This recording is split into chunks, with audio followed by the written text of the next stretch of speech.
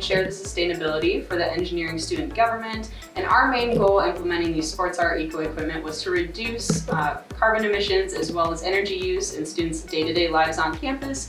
We want students to be able to feel good while they're working out, feel like they're making a change while here at the university.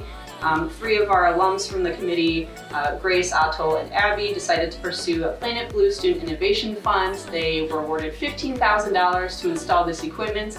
We hope by tracking this equipment's use and surveys from students that we can really put a proposal forward to the university to get more equipment like this invested in the CCRB, IM, and even the NCRB on North Campus. To get more involved with this equipment on campus, feel free to scan the QR code on the machines and fill out our survey to let us know how you feel about the machines and how you like them during your workout.